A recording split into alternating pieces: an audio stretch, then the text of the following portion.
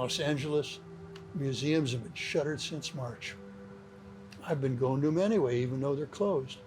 And I've been making pictures of them to remember what life is like right now.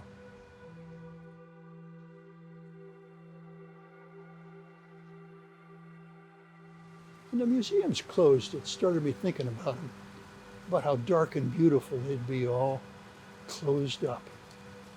I knew there'd be pictures to make, pictures like the ones I'd made at the Pacific Design Center back in 2012.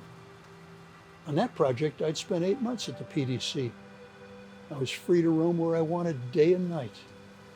In the evening, when all the lights were turned down, the details would go away, and the shapes that remained were beautiful.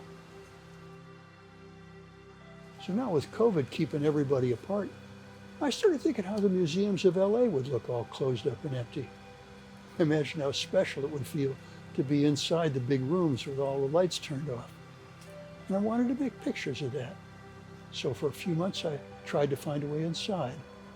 I called and I wrote emails asking permission to slip in and shoot a story. But with the exception of the Laguna Art Museum, the answers all came back, no, sorry, no way. With no way to see inside, I started thinking what there might be to be seen on the outside. So I made a list of local museums, and I headed out to make pictures of what they looked like all closed up. What I saw in my travels was pain and sadness, of course. Our country's filled with troubles now, with disease and a mad leader sowing division, and the pain of thousands without work or places to live. Amidst all of that, museums are just a tiny bit of the story, but I think they're an important bit. That's because museums hold memories and the evidence of the times when this has happened to us before. In them, we find pictures that remind us we are not the first generation to fail at tasks too hard to do right, but that eventually we get past the pain and we figure out how to do it better. And in the course of all this, I came to see the ambition of life to make beauty goes on even now. All that crystallized for me when I went to the County Museum of Art to shoot the torn remains of its fine old buildings.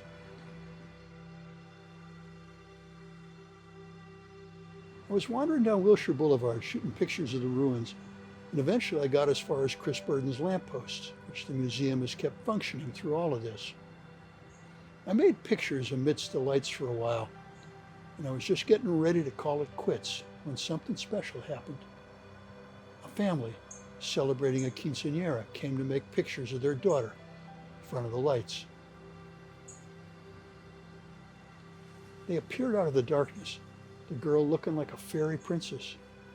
And they stopped for a minute to adjust her dress and fix her hair, and then they walked her up to the lights. They posed her before the lights, and they began to make pictures. And that moment took my breath away. They had come to celebrate her by standing with art in the middle of destruction. And in that moment, I knew again that the battle of light and darkness is always going on. I wish I had a greater part to play in fixing what's going on right now. But at 78, I'm afraid I'm more reflective than active. In my current mood, it had been easy to see signs of trouble. But until I saw the quinceañera, I'd stopped looking for signs of people persevering. After I'd seen that girl in front of the lights, though, it was easier to look for signs of life in the wreckage. So I stayed for a while making pictures.